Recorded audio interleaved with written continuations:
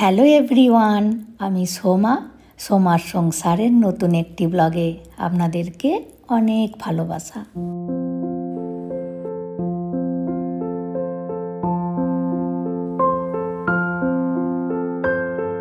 আজকে শনিবার, গণেশ পুজোর দিন।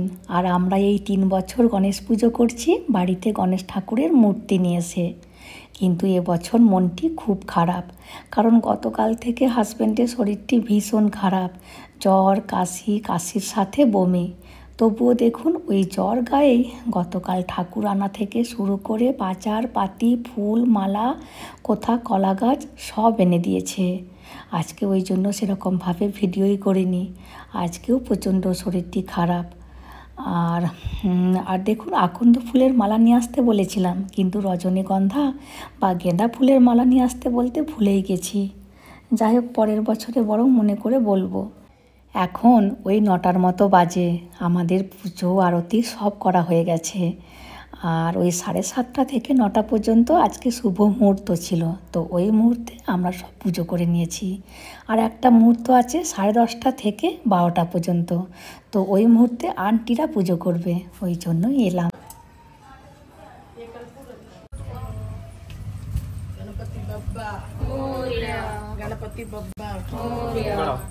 গত 2-3 দিন আগে থেকে আন্টি ফোন করে আমায় বলছিল, সোমা সেই সময় করে একবার আসবি, ভিডিও করবি। আর আমি ভিডিও করলে আন্টির খুব ভালো লাগে। আর আমার প্রতিটি ভিডিও আন্টি দেখে, কথা না বুঝতে পারলেও দেখে। সেই করে এলাম। আর দেখুন ঠাকুরটি কী দারুণ দেখতে। আমাদের প্রথম বছরে ঠিক এরকম ঠাকুর নিয়ে এসেছিল। যাই হোক, চলুন ঠাকুর ঘরে ঢোকানোর আগে কী নিয়ম করতে হয় দেখে নিই। ঠাকুরকে 3-4 দিন আগে থেকে তো কিনে নিয়ে চলে এসেছিল, কিন্তু আজকের দিনে ওই শুভ মুহূর্ত দেখে ঘরে ঢোকাতে হয়। আর ঢোকানোর আগে তিলক করতে হয়, তারপরে পৈতে পরাতে হয়, তারপরে আকন্দ ফুলের মালাটি পরাতে হয়, তারপরে আরতি করে ঘরে ঢোকাতে হয়। এরকম সব নিয়ম। আর আমরা সব এখানে ব্রাহ্মণ দিয়ে পুজো করাই না, নিজেরাই পুজো করে নিই। সেরকম পুজো করার কোনো ঝামেলাই নেই। আর আন্টি ছেলে মেয়েদেরকে দেখুন এত ভালোবাসে, বলছে এই তোরা ঠাকুরকে ধরে ঘরে ঢোকা। ওই জন্য দেখুন দুজন মিলে ধরে আছে। আর এই আন্টির ছেলে। আর এই যে দেখুন এই পুচকেটি আন্টির নাতনি। মনে আছে জন্মাষ্টমীতে রাধা সেজেছিল, এবার পৈতে পরাবে, তারপরে আকন্দ ফুলের মালাটি পরাবে। আর এই মালাটি পরাতেই হয়। আর আন্টিরা ভেবেছিল 15 দিন ঠাকুরকে ঘরে রাখবে, ওই জন্য কয়েকদিন ধরে খুব সুন্দর করে ডেকোরেশনও করেছে। কিন্তু হঠাৎ করে আন্টির বড় ভাসুরের বড়সড় হার্ট অ্যাটাক হয়ে গেছে গতকাল রাত্রিতে। ওই জন্য নাকি বলছে আজকে রাত্রিতেই বিসর্জন দিয়ে দেবে। আজকে এদেরও মন খারাপ।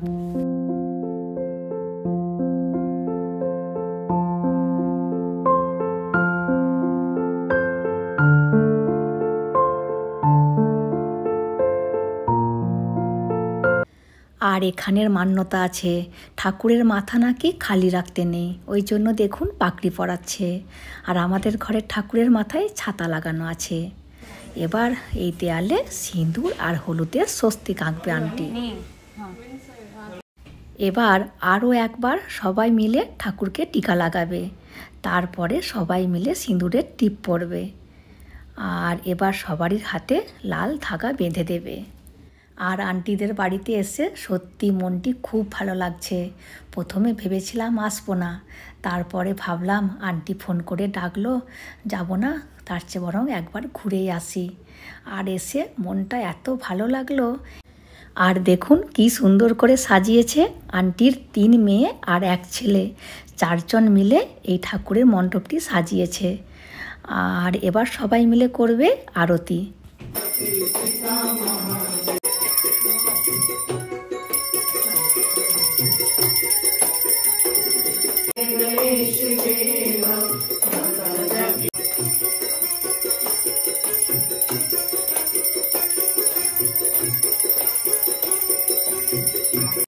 पिता महादेव जय गणेश जय गणेश जय गणेश देव माता जाकी पार्वती पिता महादेव आंजन को पुत्र देत এখন সন্ধে 7:30টার মতো বাজে। তারপর থেকে আমি আর ভিডিওই করিনি, কারণ ওই যে হাজব্যান্ডের শরীরটি খারাপ, ওই জন্য মনটি একটুও ভালো নেই। যাই হোক, আন্টিরাও সব এসেছিলো, কিন্তু ভিডিও আর করা হয়নি। আর এই যে তেলেগু প্রতিবেশী এসেছে, তাই ভাবলাম একবার ভিডিও করি। আর দেখুন কেমন করে এরা ঠাকুর প্রণাম করে। বাম হাতটি ডান কানে আর ডান হাতটি বাম কানে দিয়ে 9 বার উঠবোস করবে। এরকম করে নাকি ঠাকুর প্রণাম করতে হয়। দেখুন এবার এই বাচ্চাটিও করবে। ব্যাস হয়ে গেল প্রণাম। আর আমরা যখন মন্দিরে যাই তখন তামিলরা প্রায় সবাই এরকমভাবে প্রণাম করে। এখন ওই 8:15 মতো বাজে। আমাদের ঘরের সামনে একটি গণেশ ঠাকুরের মন্দির আছে। তো ওই মন্দিরের ঠাকুরটিকে প্রতি বছর গণেশ পুজোর দিনে আমাদের এই কলোনিতে ঘোরায়। তো দেখুন এবছরও নিয়ে চলে এসেছে। আর ঠাকুর এসেছে বলে সবাই কি করেছে, বাড়ি থেকে জল নিয়ে এসে রাস্তাতে ঢেলেছে। এখানে এরকম নিয়ম। আর নিচে গিয়ে দেখলে ভালো করে আরও দেখা যেত, কিন্তু আমার আর যেতে ইচ্ছেই করছে না।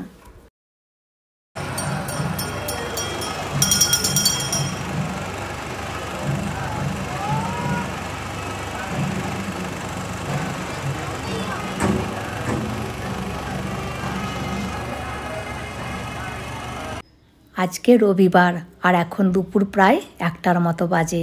এবার আমরা আমাদের গণেশ ঠাকুরকে বিসর্জন করব। এখন সময়টা শুভ আছে, আর তার আগে ভালো করে যেসব কাজগুলি করতে হয় সেগুলি করে নেব। হাজব্যান্ড আজকে তারই মধ্যে একটু সুস্থ হয়েছে, মোটামুটি যেতে পারবে বলছে।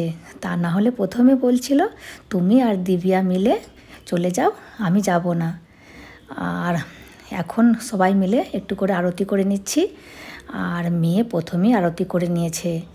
যাই হোক, আর বিসর্জন দিতে যাবার আগে বলে নাকি গণেশ ঠাকুরের মুখটিকে সামনের দিকে করে সব ঘরগুলিকে ঘুরিয়ে দেখাতে হয়।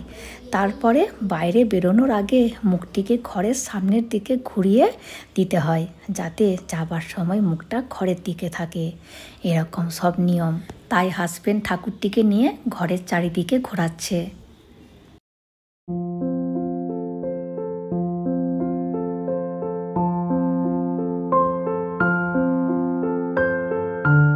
দেখুন কি কাণ্ড, এরই মধ্যে আবার বৃষ্টিও শুরু হয়েছে। এতক্ষণ আকাশটি ভালো ছিল, যখন থেকে আমরা ঠাকুরটিকে নিয়ে বেরিয়েছি বৃষ্টিও শুরু হয়েছে। আর এই যে দেখুন, এই পাথরটি 5 দিনের জন্য এখানে নামিয়েছে, যাতে সবাই ঠাকুরকে এখানে রেখে আরতি করতে পারে। কিন্তু প্রচণ্ড বাতাস আর সেই সাথে বৃষ্টি, মনে হচ্ছে না ধূপ জ্বলবে।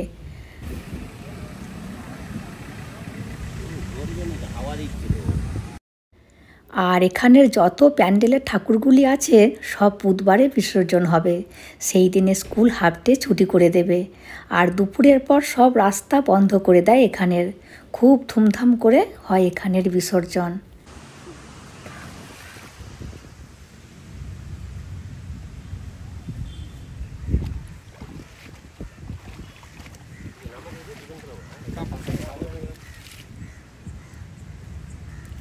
আর এখানে এই ছেলেগুলি বিসর্জন করার জন্য থাকে, এই জলে কাউকে নামতে দেয় না।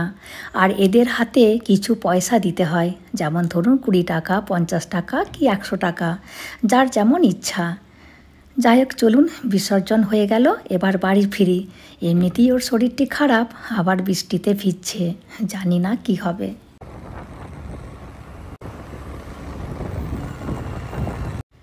বাড়ি আসার পথে আমাদের বাড়ির কাছে এই ঠাকুরটি উঠেছে। তো যার জন্য ভিডিওটি করা সেটি হলো, দেখুন এখানে অনেক ছোট ছোট ঠাকুরের মূর্তি আছে।